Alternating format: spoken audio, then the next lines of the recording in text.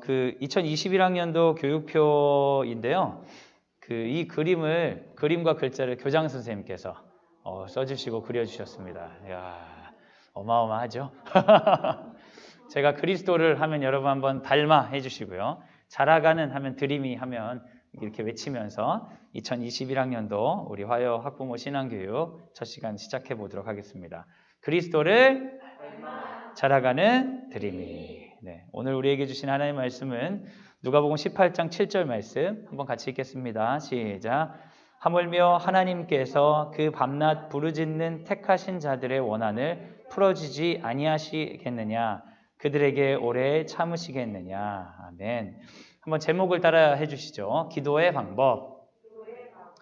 오늘은 우리가 묵상했던 본문 중에 기도에 관한 얘기를 여러분과 좀 나누면서 학기 시작, 우리가 어떻게 기도하면 좋을지 좀 나누면서 시작하고자 합니다. 누가복음 18장에서 나오는 기도의 방법에 관한 그 내용을 좀 할 건데요. 먼저 질문이 있습니다. 여러분, 기도는 우리가 언제 하는 걸까요? 여러분, 상식적으로 기도는 언제 하세요? 그러면 이런 대답하실 수 있겠죠? 기도는 예배 시간에 합니다. 그리고 필요한 일이 있을 때 기도합니다. 그런 얘기를 많이 하실 것 같습니다. 최근에 공동체에 기도할 일이 있어서 기도 제목을 드렸죠. 그래서 열심히 이렇게 기도들을 많이 동참해 주신 것 같아요. 그래서 뭐 완전히 종료된 일이라 할 수 없지만 어쨌든 우리 눈앞에 보이는 일들은 하나님께서 잘 보호해 주시는 것 같은 느낌들을 우리가 받고 있는데, 지금 여러분은 그러면 기도가 끝나셨나? 그게 궁금합니다. 그때 그 일이 있었는데 일이 지났으니까 그 기도는 이제 끝내야 되겠다. 그리고 이제 살다가 또 일이 있으면 기도하고, 그리고 끝내고, 일이 있으면 기도하고 끝내고, 이런 식으로 우리가 기도를 하지 않나, 그런 생각을 하게 되는데요. 근데 성경은 언제 기도하라고 하는가? 우리가 그냥 본능적으로 기도가 필요할 것 같을 때 하는 게 아니라 성경의 지도를 받아서 기도를 한다면 기도하는 시기는 언제인가? 그 질문을 여러분과 처음으로 나누면서 이제 시작하려고 하는데요. 누가복음 1장 18절, 오늘 그 본문입니다. 누가복음 1장이 아닌데 18장 1절인데 1장 18절이었었네요. 죄송합니다. 누가복음 18장 1절인데 네, 참 주여. 자, 우리 성경을 이렇게 하면 안 되는데 우리 18장 1절 같이 한번 읽겠습니다. 시작. 예수께서 그들에게 항상 기도하고 낙심하지 말아야 할 것을 비유로 말씀하여. 성경에서는 기도하는 시점을 언제라고 얘기하고 있죠? 항상 기도하라고 얘기하고 있어요. 그런데 여러분, 항상 기도하라는 것이 단순히 특정 본문의 이야기가 아닙니다. 데살로니가전서 5장 17절 여러분 많이 알고 계시죠? 한번 읽어주시죠. 시작. 쉬지 말고 기도하라. 이 복음서뿐만 아니라 서신서에서도 쉬지 말고 기도하라는 표현들이 있죠. 에베소서 6장 18절 한번 읽겠습니다. 시작. 모든 기도와 간구를 하되 항상 성령 안에서 기도하고 이를 위하여 깨어 구하기를 항상 힘쓰며 여러 성도를 위하여 구하라. 성경에서 언제 구하라고 얘기하고 있어요? 정확하게 얘기하고 있죠. 항상 구하라. 그러니까 걱정되는 일 있을 때 그때 기도하라가 아니라, 힘든 일 있을 때 기도하라가 아니라 항상 기도하라고 이야기하고 있습니다. 고린도전서 7장 5절에는 어떤 재밌는 표현이 있냐면 부부가 절대로 떨어지면 안 된다라고 이야기하면서 분방하지 마라, 이런 분방하지 마라, 그러니까 방을 따로 쓰지 마라, 한 방에서 써라, 이렇게 얘기하면서 뭐라고 하냐면 다만 기도할 틈을 얻기 위하여 합의상 얼마 동안은 이렇게 떨어져 있어도 되지만 다시 합해야 된다. 이 말은 뭐예요? 원리적으로 부부가 절대 떨어져 있어서는 안 되는데 부부가 너무 사랑해가지고 기도에 방해되면 기도는 항상 해야 되는 거니까 기도를 위하여서 떨어져 있는 시간을 가져야 된다. 여러분 잘 공감이 잘 안 되실 수 있을 것 같아요. 항상 붙어 있는 것도 힘들다 이러실 수 있고. 죄송합니다. 여러분 사이가 좋으신데.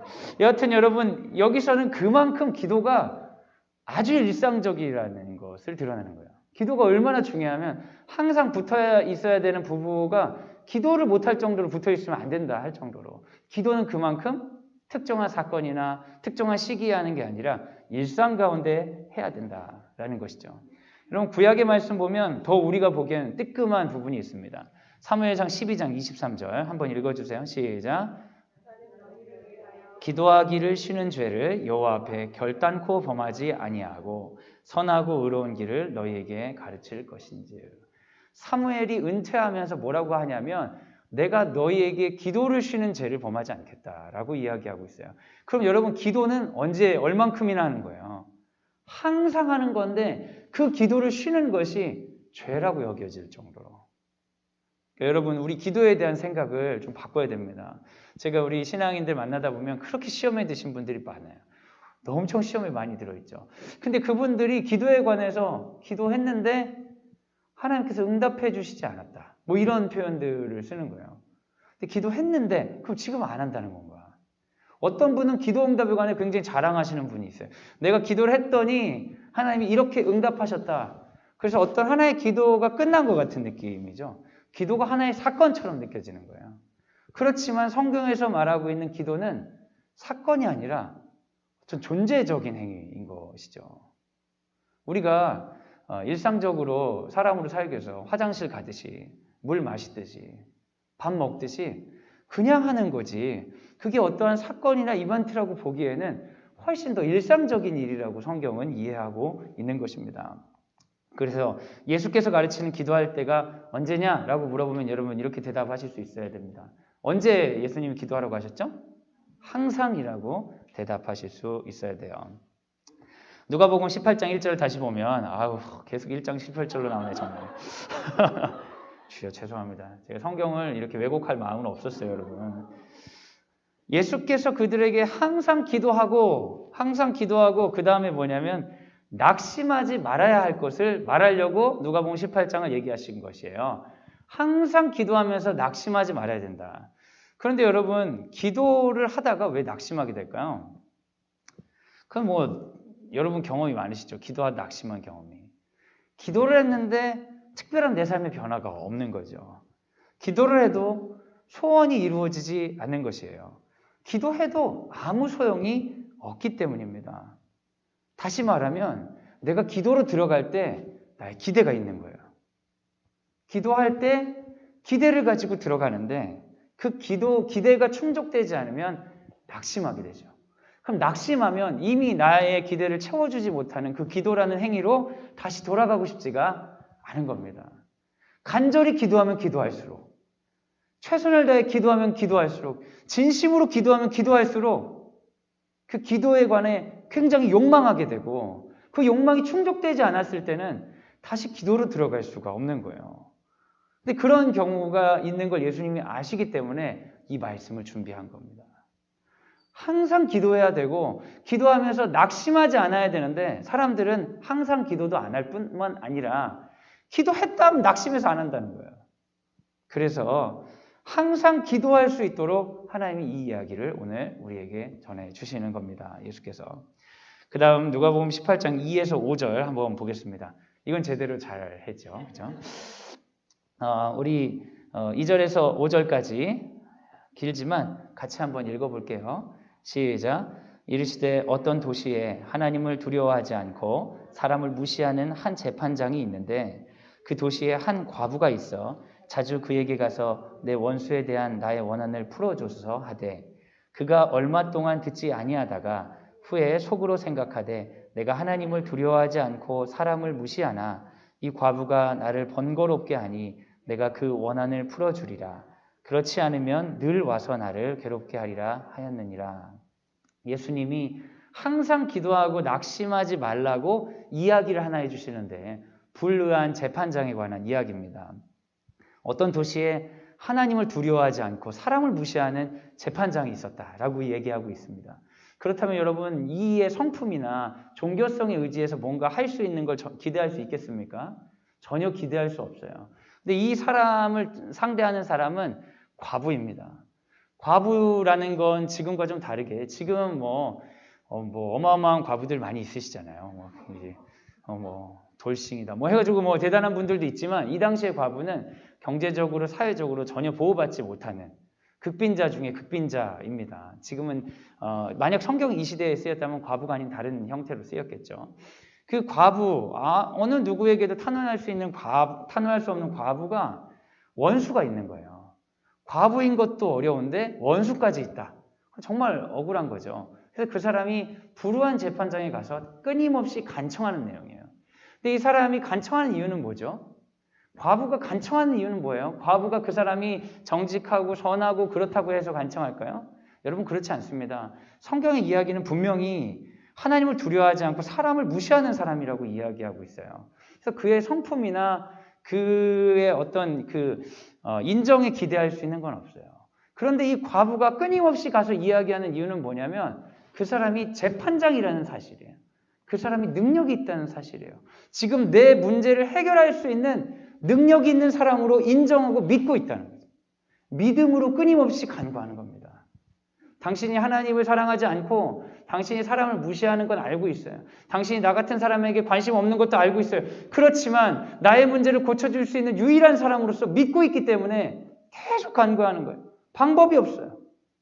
근데 이 간구함이 너무나 강하니까 이 재판장이 성경에 보면 너무나 명시적으로 본인 스스로 자기 반성을 하잖아요. 내가 하나님을 두려워하지 않고 사람을 무시하나 스스로 그렇게 반성할 정도로 재판장이 자기 성찰 능력이 뛰어난 사람인데 무시하나 이 문제를 해결해 주지 않으면 너무너무 번거롭겠다. 그래서 해결해 줄 것이다. 라는 이야기죠. 내용 자체는 별로 덕스러운 얘기는 아니지만 그래도 이 내용 가운데 우리가 하나 건질 만한 건 과부가 분명한 믿음이 있었다는 거예요. 유일한 구원자로서. 그가 악한 사람일지라도 그가 나의 구원자가 될 수밖에 없다는 생각 가지고 반복적으로 기도한다는 내용이죠. 그래서 이어지는 말씀은 불우한 재판장도 들어지는데 하나님은 어떤 분이냐라고 이야기하죠. 누가복음 18장 7절에서 8절 한번 읽겠습니다. 시작. 하물며 하나님께서 그 밤낮 부르짖는 택하신 자들의 원한을 풀어주지 아니하시겠느냐. 그들에게 오래 참으시겠느냐. 내가 너에게 이르노니 속히 그 원한을 풀어주시리라. 그러나 인자가 올 때에 세상에서 믿음을 보겠느냐 하시니라. 그 성품과 그 문제에 있는 사람도 믿음 있는 사람 앞에서는 어쩔 수 없는데 하물며 하나님이 그 밤낮 부르짖는 택하신 자들, 내가 골라서 구분한 자들이 밤낮으로 부르짖는 그 원한을 풀어주지 않겠느냐라고 이야기하고 있어요. 여기서 원한을 풀어주지 않겠느냐를 원어식으로 표현하면 복수해 주겠다는 뜻이에요. 갚아주겠다. 하나님의 능력과 성품에 있어서 재판장과 비교할 수 없는 분이요. 그런데 그분이 밤낮으로 부르짖는 그들을 위해 복수해 주신다. 갚아주신다라고 이야기하고 있는 거예요. 그러니까 기도할 때 필요한 건 뭐예요? 믿음이에요. 어떤 믿음이냐? 이 문제는 하나님이 해결해 주셔야 된다. 이거 하나님이 갚아주셔야 된다라는 믿음이 필요하다는 거죠. 그럼 여러분, 이 택한 자들이 밤낮으로 부르짖는 것은 무엇일까요? 이 이야기의 전제가 있습니다. 이 이야기의 전제는 뭐냐면 택한 자들이 이미 억울하다는 거예요. 억울한 일을 당했을 때 기도하라가 아니라 항상 기도해야 돼. 항상 기도하고 낙심하지 말아야 되는데 택한 자들의 이 땅의 기본적 전제는 억울함. 갚음이 필요하다는 거죠. 그럼 이 사람들이 밤낮으로 부르짖는 건 뭐죠? 아니 택한 사람들이 뭐 성품이 뭐 그러고 인생에 불만이 많아가지고 맨날 억울해서 밤낮 부르짖을까? 만약 여러분 이 본문을 기도를 오랫동안 하면 들어진다라고 생각했을 때 아주 이상하게 꼬이는 게 맞습니다. 믿는 사람이 삶에 불만이 많아가지고 말이지 하나님 뭐 이것도 해주세요 저것도 해주세요 이러다가 안 들어주면 끝까지 뗐으면 하나님 들어줄 것이다. 이렇게 해석했을 때 본문이 해석되지 않는 부분이 굉장히 많아요. 근데 여기에 대한 힌트가 그 다음 구절이 있습니다. 우리가 읽었던 18장 7, 8절 중에 8절을 다시 한번 읽겠습니다. 시작. 내가 너희에게 이르노니 속히 그 원한을 풀어주시리라. 그러나 인자가 올 때에 세상에서 믿음을 보겠느냐 하시니라. 근데 예수께서 풀어주실 것인데 그 시점을 어디로 말씀하시냐면 인자가 세상에 돌아올 때예요. 그럼 이건 뭡니까? 인자는 예수님을 이야기하는데 예수님이 돌아올 때 재림하실 때 그런 믿음 있는 사람을 볼 수나 있겠느냐라고 의구심을 갖는 표현인 거예요. 기도를 하되 항상 낙심하지 않고 기도해야 돼요. 근데 왜냐하면 하나님의 백성은 뭔가 억울함이 계속 있어요. 근데 그게 갚아지는 시점이 어디라고요? 인자가 돌아올 때. 인자가 돌아올 때까지 낙심하지 않고 기도하는 것, 그걸 이 성경에서 뭐라고 얘기하냐면 믿음이라고 얘기하는 거예요. 그 믿음을 볼 수 있겠느냐? 그렇다면 여러분, 우리가 기본적으로 생각하고 있는 소원을 비는 어떤 이벤트 같은 기도, 하나님 이번에 우리 아이가 시험 보는 시험 잘 보게 해주세요. 그런 식의 기도라든지, 어떤 질병에 문제가 있는 질병을 해결해 주세요. 그런 기도보다 더 큰 개념이라는 걸 여러분 아실 수 있을 겁니다.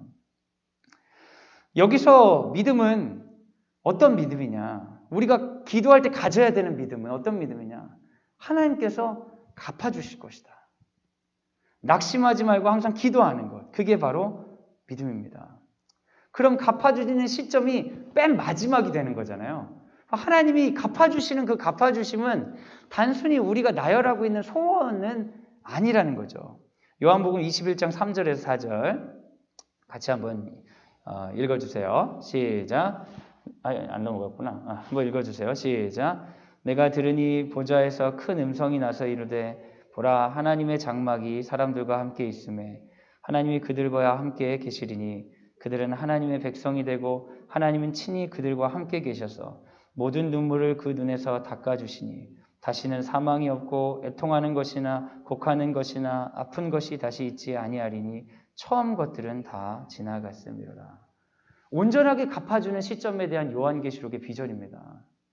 사랑하는 여러분, 이 말씀의 전개를 통해 하나님께서 기뻐하시는 기도 제목이 뭔지 여러분 좀 아시겠습니까? 하나님이 우리에게 원하시는 기도 제목이 있어요. 그건 바로 요한계시록의 비전 같은 비전이 이 땅 가운데 임하는 것을 위해 계속 기도하라는 거예요. 하나님 나라를 위해 기도하라는 겁니다. 근데 그 기도는 언제 하는 게 아니라 항상 하는 거예요. 낙심하지 말고. 택한 자들이 부르짖음에 응답되는 시간, 그 시간이 종말이라면 그 부르짖음 모든 억울함이 사라진 그 하나님 나라를 위해 오히려 역으로 기도하라고 말하고 있는 거예요. 그러니까 이 본문은 얘들아 이거 기도하면 내가 들어줄게 이런 본문이 아니라 택한 자들이 해야 될 기도가 있다는 걸 역으로 보여주는 본문입니다. 지금 우리가 18장 1절부터 말씀을 봤잖아요. 여러분 원래 성경은 장절이 없는 거 아시죠? 장절은 출판업자가 붙인 거거든요. 이제 인쇄술 발달하면서. 그러니까 그 성경이라는 건 원래 통으로 있다고 볼 수 있어요. 18장 1절 이전에 바로 있는 17장에 있는 본문들, 17장 20절 이하의 본문이 바로 하나님 나라에 대한 본문이에요. 17장부터 이 이야기는 이어져 오고 있는 거죠. 17장 34절과 35절 한번 읽겠습니다. 시작. 내가 너희에게 이르노니 그 밤에 둘이 한 자리에 누워 있음에 하나는 데려감을 얻고 하나는 버려둠을 당할 것이요 두 여자가 함께 맷돌을 갈고 있음에 하나는 데려감을 얻고 하나는 버려둠을 당할 것이니라.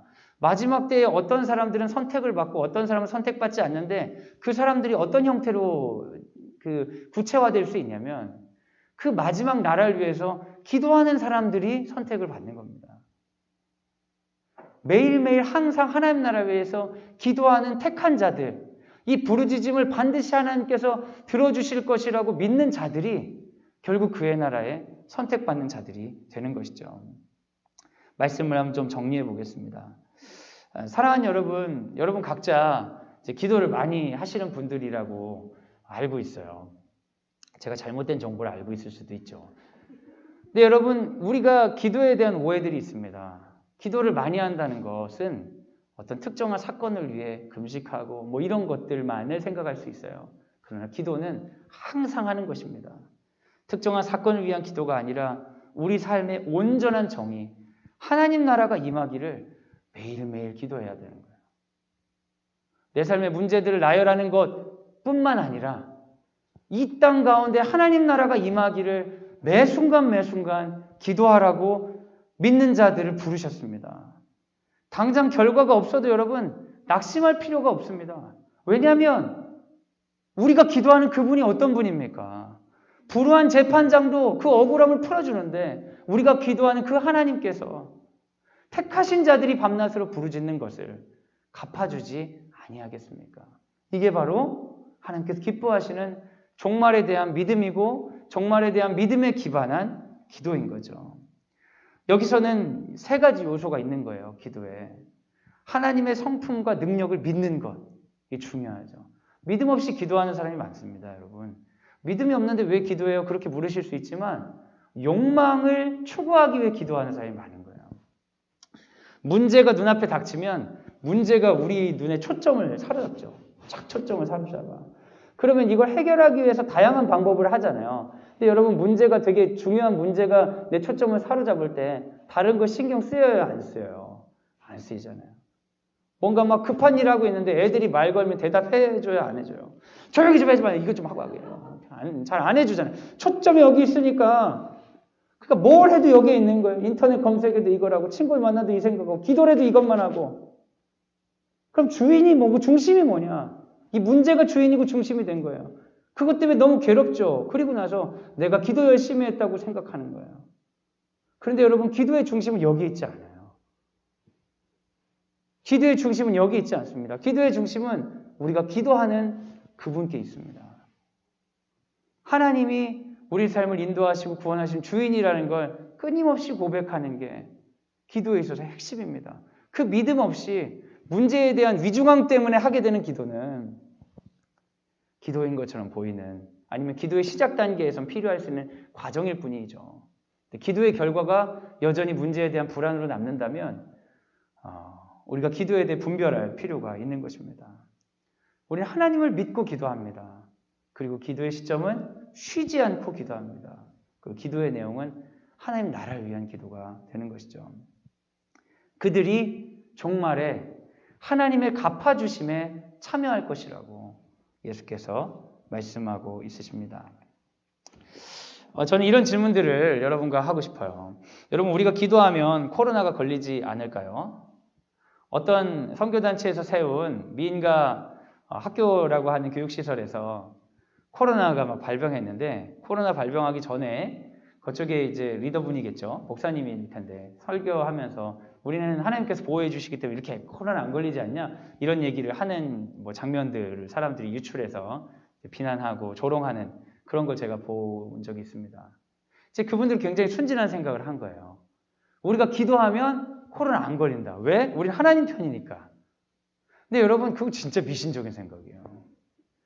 너무 이상한 생각이에요. 하나님이 이 땅 인류를 사랑하시는 하나님께서 그 특정 집단이 코로나 걸리지 않게 하기 위해서 계신 분으로 아주 하나님을 우습게 만들어버리는 거예요. 그러니까 사람들이 이제 댓글로 조롱하는 거죠. 아유, 그 하나님이 능력이 없어가지고 코로나 걸려버렸네, 어떡하냐고. 제가 예전에 말씀드린 적이 있는데 고3 때 저희는 교회를 못 갔습니다. 고등학교 입시 그에 대한 어떤 그 선생님들의 위기감 때문에 고3 애들은 주일에도 학교를 나왔어요. 여러분 세대니까 어떠신지 모르겠어요. 교회를 가려는 사람들은 선생님 허락을 받고 학교 근처에 교회를 가야 됐습니다. 저도 그랬는데요. 그때 사회선생님이 하신 말씀이 참 재밌었어요. 재밌으면서 씁쓸했죠. 저는 이제 교회를 열심히 가는 아이니까 교회 가는 애들한테 그러시는 거예요. 웃으면서, 약간 이제 비웃으시면서. 야, 하나님이 수능엔 좀 약해, 이러시더라고요. 얘네들이 교회 열심히 가고 기도하고 해도 안 돼. 그러니까 교회 가지 말고 공부해라. 그분의 이야기는 어떤 걸 반영하고 있는 거예요? 기도라는 게 하나님이 우리 삶의 어떤 특정 부분을 보수하고 도와주는 그 하나님을 써먹을 수 있는 도구인 것처럼 생각하는 거죠. 그리고 우리 하나님은 굉장히 그렇게 축소되는 거예요. 나의 특정한 문제들을 전전긍긍하고 해결하려고 하는 그런 분을 축소하는 거죠. 그런데 여러분, 그렇지 않습니다.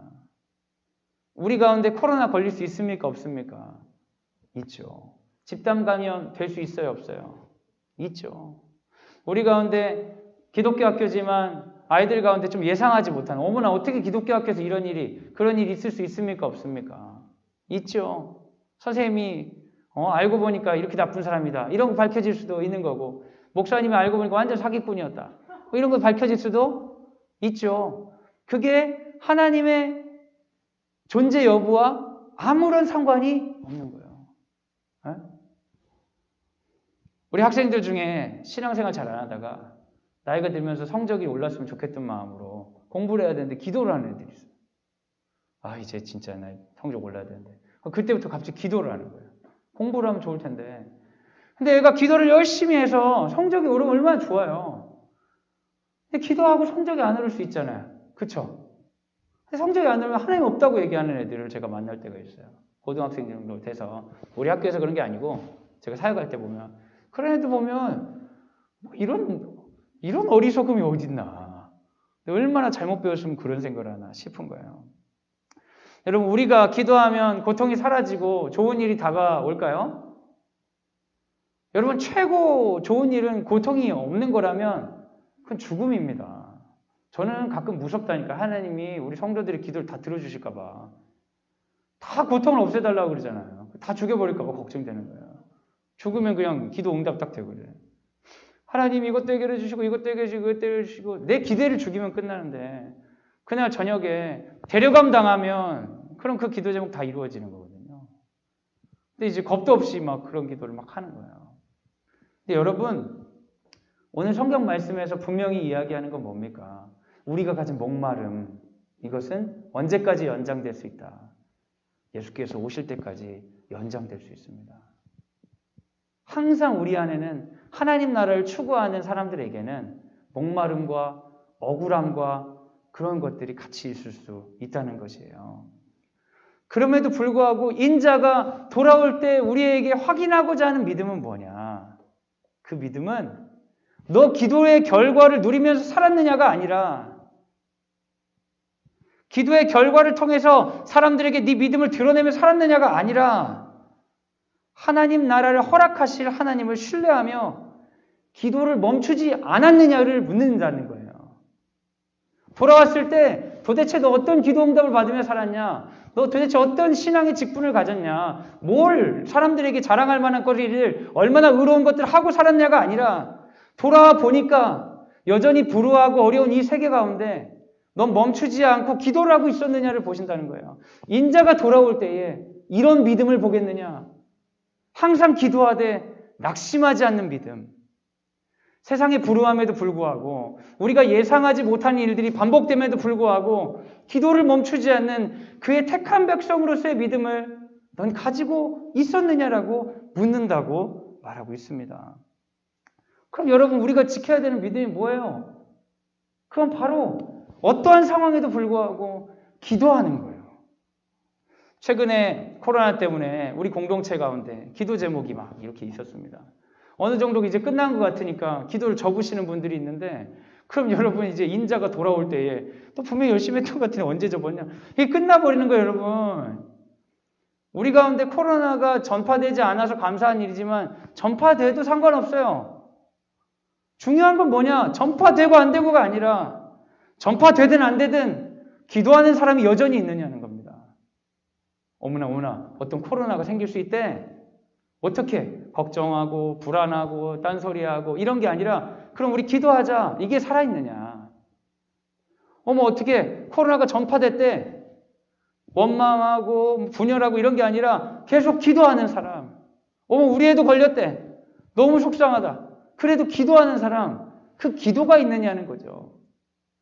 바깥에서는 다르게 얘기할 수 있습니다. 야, 광성들이 맡긴 믿음의 교회 그 공동체인데 코로나가 전파됐다더라. 이렇게 생각할 수 있죠. 근데 여러분, 우리는 분별할 수 있어야 돼요. 우리 공동체 안에 기도가 있는지를 돌아봐야 됩니다. 기도하고 낙심하지 않는 하나님 나라를 위해서 억울함에도 불구하고 갚아주실 주님을 기대하며 기도의 자리로부터 벗어나지 않는 사람이 이 공동체에 있느냐? 인자가 올 때에 그 믿음을 보겠느냐? 아멘. 주님, 우리가 기도하겠습니다. 그렇게 응답할 자를 주께서 찾으시는 것이죠. 전 학기를 시작하면서 그래서 여러분에게 좀 도전을 드리고 싶습니다. 많이 기도하시는 분들이지만 사건을 위주로 아마 기도하시면서 사신 분들이 많을 것 같아요. 특별한 일이 없으면 기도를 잘 안 하고, 요즘에 기도하고 있어? 그러면 그냥 하지 그냥 대충 이렇게 그냥 안 하는데 하는 것처럼 말하고, 교회 가는 게 기도지 이렇게 물타기로 기도하고 이러는 게 아니라 기도를 항상 할 사람이 우리에게 필요하다는 겁니다. 언제까지냐? 하나님 나라가 임할 때까지. 여러분, 이 기도가 여러분을 지켜줄 거예요.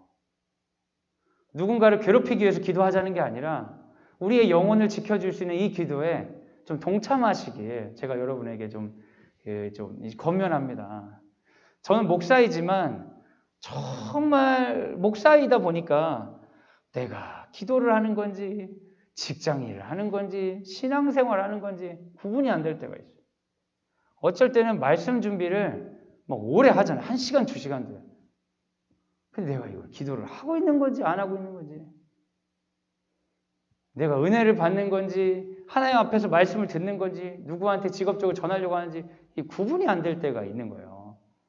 가끔씩 기도하는 음성도 듣고 뭐 나름대로 이렇게 한다고 하지만 특별히 내가 기도를 하고 있는지 안 하는지 잘 모르겠는 이런 마음들이 들 때가 있어요.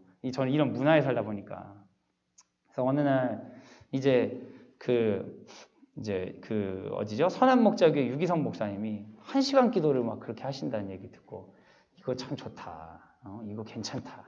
그래가지고 우리 이제 전임 학부모 회장님께 연락을 드렸어요.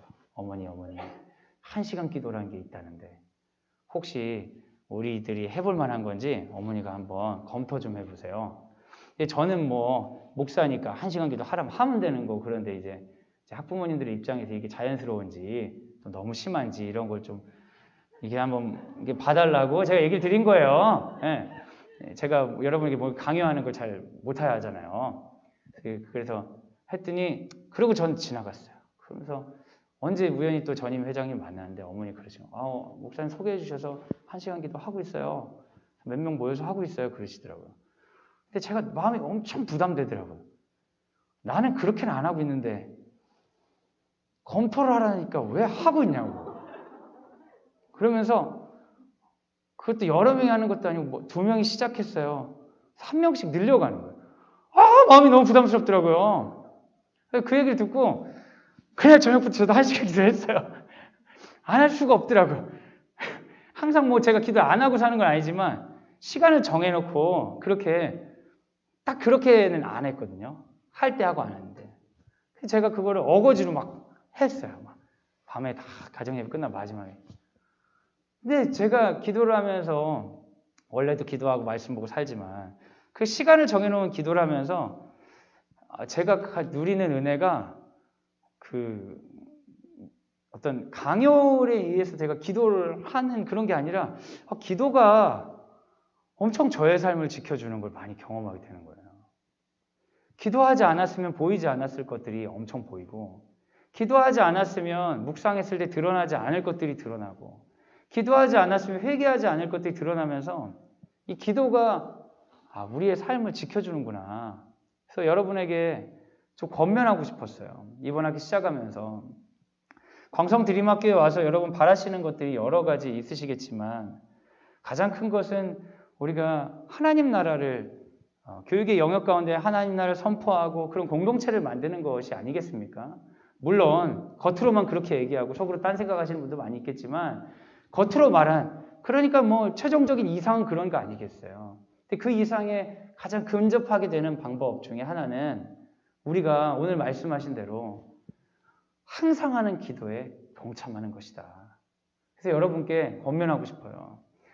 제가 1시간 기도 운동이라고 써놨어요. 그렇지만 그 밑에 다른 옵션도 써놨어요. 30분 기도 운동, 10분 기도 운동. 자신이 없어서 1시간 기도 운동 하라고 했더니 이제 이게 믿음을 가지고 해야 되잖아요. 하나님 나라를 믿음을 가지고 했는데 1시간 하다 보니까 믿음이 없어질 수가 있는 거예요. 잘못하면. 시간 지키기에 급급할 수 있어서. 여러분 시간 지키기는 중요한 게 아닌 것 같아요. 근데 제가 여러분에게 권면하고 싶은 것, 그리고 우리 공동체가 한번 가정예배하고 묵상하면서 회복했으면 하는 것은 우리 자녀들도 마찬가지고 적은 시간이라도 시간을 구별해서 항상 기도하는 거. 매일매일 일상 가운데 기도할 수 있는 방법들도 있지만 그것보다 어떤 우리가 11조 헌금을 하듯이 전체의 주권을 하나님께 인정하기 위해서 일부를 완전히 특별하게 구별하는 것처럼 우리가 특정한 시간을 기도로 하나님께 드리자. 그런 것에 여러분 동참해 주시면 좋을 것 같습니다. 여러분 사랑하는 연인과 사랑을 확인하기 위해서 모든 순간을 같이 있을 수는 없잖아요. 그죠? 직장도 다 포기하고 둘만 지낼 수는 없죠. 하지만 함께 있는 그 시간은 집중해야 되죠. 몰입해야 되는 거죠. 우리 아이가 일반적으로 누군가를 사랑할 때도 그런데 우리의 주인 대신 하나님 앞에 몰입하는 시간, 멈춰있는 시간이 없다면 우리의 신앙을 지키기는 참 어려울 것 같습니다. 하나님께서, 예수님께서 우리를 통해 도전하십니다. 인자가 올 때에 이 믿음을 보겠느냐. 그때 아멘, 광성드림학교는 항상 기도하겠습니다. 낙심하지 않겠습니다. 어떤 일이 있어도 기도하는 마음도 포기하지 않겠습니다. 주님 우리를 도와주시고 우리에게 갚아주시옵소서. 마라나타 주 예수여 오시옵소서. 그런 놀라운 성소의 기도에 동참하는 우리가 되기를 예수님의 이름으로 소원합니다. 마태복음 5장 10절과 12절을 마지막으로 같이 읽고 마치도록 하겠습니다. 같이 한번 읽겠습니다. 시작. 의를 위하여 박해를 받는 자는 복이 있나니 천국이 그들의 것임이라. 나로 말미암아 너희를 욕하고 박해하고 거짓으로 너희를 거슬러 모든 악한 말을 할 때엔 너희에게 복이 있나니 기뻐하고 즐거워하라. 하늘에서 너희의 상이 큼이라. 너희 전에 있던 선지자들도 이같이 박해하였느니라. 아멘. 이 시간 우리가 같이 한번 기도했으면 좋겠는데요. 우리 같이 기도할 때 피아노 반주 좀 이렇게 해주시면 좋을 것 같습니다. 제가 나눈 설교가 여러분에게 얼마나 마음에 공감이 되는지 모르겠습니다. 특히 하나님 나라라는 그런 추상적인 개념이 우리에게 가슴 뛰게 느껴지는지도 궁금합니다. 당연하죠. 우리 학교에 코로나가 발생할 수 있겠다. 얼마나 걱정이 되고 두렵습니까? 기도의 자리를 우리를 이끌어갈 거예요. 근데 우리의 마음이 보이는 그것들이 중요하죠. 중요하지만 우리의 마음이 보이지 않지만 가장 중요하다고 고백하는 그 예수님의 마음과 공감하고 하나님의 아픔 때문에 그렇게 마음이 다른 경험들 할 수 있으면 좋겠습니다. 주님, 이 땅 가운데 하나님 나라가 없습니다. 교육의 영역 가운데 하나님 기뻐하시지 않는 것들이 많습니다. 나의 영혼 가운데 죄가 여전히 많습니다. 그래서 주님, 애달습니다. 안타깝습니다. 우리 자녀들이 살아갈 미래를 생각할 때 아픕니다. 그래서 주님, 기도합니다. 그런 하나님과 공감하는 기도, 우리가 오늘 할 기도 말고 항상 할 기도를 주님 우리 회복시켜 주시옵소서. 우리 가운데 기도의 영을 충만하게 하여 주시옵소서. 같이 한번 이 시간 우리가 같이 한번 기도할 때 같이 기도하겠습니다. 우리에게 믿음을 주시라고 기도했으면 좋겠습니다. 사랑하는 여러분, 믿음을 갖기가 어렵습니다. 우리는 쉽게 낙심하고 눈앞에 바로 변하는 것을 원합니다. 그리고 가장 우리를 낙심하게 하는 건 어쩌면 우리 자신인지도 모르겠습니다. 여전히 변화되지 않고 위선적이고 죄악 가득한 내 자신의 모습이 가장 기도하기 어렵게 만드는 존재가 아닌가 모르겠습니다. 이 시간 좀 기도할 때 주님, 주께서 낙심하지 말고 기도하라 하셨으니 죄인을 부르시고 의로운 삶으로 초청하시는 주님의 넓은 마음이 우리 가운데 있으니 우리가 기도하겠습니다. 우리 안에 있는 걸림이 되는 오래된 죄의 습관들 회개하게 하여 주시고 우리 가운데 걸림이 되는 헛된 기대들 내려놓게 하여 주시고 우리 가운데 낙심하게 되는 우리 영혼의 문제들을 고쳐주셔서 낙심이 아니라 감사함으로, 부인이 아니라 회개함으로 하나님께서 기뻐하신 기도에 동참할 수 있도록 우리를 새롭게 하여 주시옵소서. 우리 가정을 새롭게 하여 주시옵소서. 이 기도가 우리 삶에 영향력이 있는 기도 될 수 있도록 이끌어 주시옵소서. 지금 같이 한번 기도하도록 하겠습니다. 같이 기도하겠습니다. 이 시간 우리 사랑하는 자녀들을 위해 기도합시다. 여러분, 자녀들을 위한 기도를 우리가 멈추지 않아야 됩니다. 자녀들에 대한 기대가 아니라 기도를 멈추지 않아야 됩니다. 이 시간 기도할 때 주님, 우리 자녀들에 대한 헛된 기대를 내려놓게 하여 주시고 우리 자녀들에 대한 왜곡된 포기를 버리게 하여 주시고 하나님의 사람을 맞이하는 것처럼 매일 새롭게 볼 수 있는 영의 눈을 열어 주시옵소서. 있는 그대로 아이들의 연약함과 장점을 인정하고 바라보게 하여 주시며 우리의 부족한 혈기나 우리의 약한 모습으로가 아니라 하나님의 마음으로 아이들 양육할 수 있도록 힘을 더하여 주시옵소서. 부족한 부모들입니다. 성령께서 도와주시옵소서. 우리 자녀들을 주께서 이끌어 주시옵소서. 우리 사랑하는 아들과 딸들을 위해 우리 공동체에 있는 수많은 아들과 딸들을 위해 이 시간 함께 기도하도록 하겠습니다. 같이 기도하겠습니다. 사랑하는 여러분, 이 시간 우리 담임 선생님과 교과 선생님들을 위해 기도합시다. 광성드림학교에 있는 선생님들이 믿음으로 하나님 나라에 동참하고자 이곳에 오신 분들이지만 연약함도 많이 있고 좋은 장점도 많이 있습니다. 우리가 선생님들을 기도로 섬겨야 될 것 같습니다.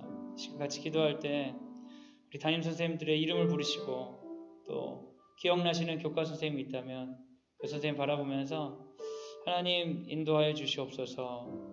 이 선생님을 통하여서 아이들 성장하게 하여 주시고 선생님도 성장하게 하여 주시어서 교실이 하나님 나라 닮게 하여 주시옵소서.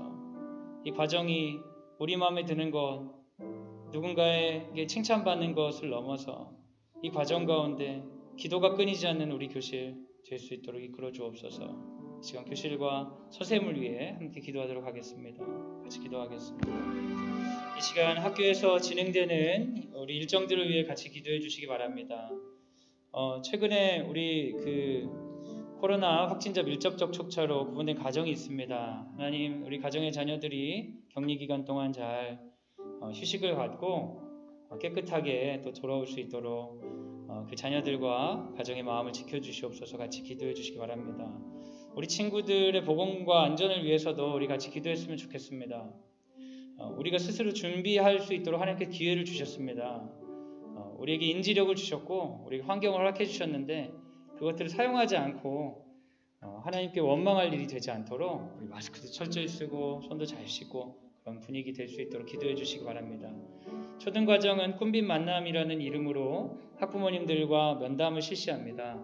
그 과정을 통해 교육적 협력자로 거듭나는 우리 교육 공동체 되게 하여 주시고 중고등학교 다양한 그 수업들과 그리고 다양한 평가들이 있습니다. 아이들 과제나 여러 가지 하면서 이제 학교 생활을 배워가는데 그 과정 가운데 하나님 기뻐하시는 방법들을 잘 배워나갈 수 있도록 인도하여 주시옵소서. 우리 학교 생활과 학교 일정을 위해 시간 같이 기도하도록 하겠습니다. 같이 기도하겠습니다. 이 시간 학교 지도자들을 위해 기도해 주시기 바랍니다. 우리 교장 선생님과 교감 선생님, 행정실장님 비롯한 우리 직원들이 하나님 기뻐하시는 뜻으로 하나님 마음을 잘 가지고 학교를 운영하고 인도해 나갈 수 있도록 기도해 주시기 바랍니다. 특별히 많은 것을 항상 새롭게 결정해야 되고 회의해야 될 때가 많습니다. 지혜를 주시기를, 잘 소통하기를, 그리고 함께 잘 공감하기를, 우리 공동체 가운데 함께 기도하는 영들을 하나님 부어주시옵소서. 우리 지도자들과 학교 공동체를 위해 시간 같이 한번 기도하도록 하겠습니다. 우리 이 시간 마지막으로 한 가지 기도 제목을 같이 기도하고 마치겠습니다. 우리 새롭게 시작하는 분들을 위해 기도해 주시기 바랍니다. 신입생으로 우리 들어온 학생들, 그리고 신입 학부모님들, 그리고 신입 학부모 임원분들, 새로 오신 선생님, 처음 담임 선생님을 하시는 분, 처음 만든 과목 앞에 서 계신 분들, 새롭게 공동체 가운데 불림받은 지체들을 하나님께서 지켜주시옵소서. 특별히 학부모회에서 우리 기독 학부모 교실을 비롯한 다양한 일들을 하는데 특별히 이번에는 지역교회와 함께하는 기독 학부모 교실로 또 새로운 부르심이 있습니다. 이 새로움들 가운데 우리의 은하, 어떤 우리의 공명심이 아니라 우리의 연약함으로 인한 절망이 아니라 하나님 나라에 대한 기대를 가지고 동참하게 하여 주시옵소서. 우리 학생들, 학부모님들, 교사들, 우리 공동체 가운데 있는 새로움들, 부어주실 새로움들을 주께서 기뻐하시는 방향으로 인도하여 주시옵소서. 우리 마지막으로 같이 한번 기도하도록 하겠습니다. 같이 기도하겠습니다. 마무리하는 기도와 축도로 예배를 마치겠습니다. 하나님 감사합니다. 우리를 기도하는 자리로 택하여 주셔서 감사합니다. 주께서 우리를 구별하여 주셔서 감사합니다. 밤낮 부르짖도록 허락해 주셔서 감사합니다. 주님, 우리가 이 은혜를 알고 허락받았음을 알고 밤낮 부르짖는 택하신 바 된 자, 인자가 올 때에 보고자 하는 믿음의 사람으로 우리를 세워주시옵소서. 특별히 우리 가운데 항상 기도하는 마음들을 허락하여 주시며 때때로 낙심할 때 공동체가 손을 잡게 하여 주셔서 이 공동체에 기도의 강이 마르지 않을 수 있도록 인도하여 주시옵소서. 하나님, 새롭게 우리와 함께하는 지체들이 있습니다. 그들에겐 새로움이고 떨림이고 두려움이겠지만 하나님의 계획 안에 이미 예정되어 있음을 신뢰하며 새로움이 아니라 신실함으로 하나님께 응답할 수 있도록 인도하여 주시옵소서. 우리 공동체 안에 새로운 기도의 샘물이 될 수 있게 하여 주시고 우리 공동체가 더 건강해질 수 있는 하나님이 보내주신 사자들이 될 수 있도록 이끌어 주시옵소서. 이제는 예수 그리스도의 은혜와 하나님의 사랑과 성령의 교통하심이 주의 말씀을 듣고 주여 항상 기도하되 하나님을 신뢰하며 하나님을 위하여 하나님 나라를 위하여 항상 기도하되 낙심하지 않고 주님 오신 날까지 이 기도를 지켜가겠습니다 다짐하는 사랑하는 광성드림학교 모든 식구들 위해 지금부터 영원까지 함께 하시기를 간절히 축원하옵나이다. 아멘.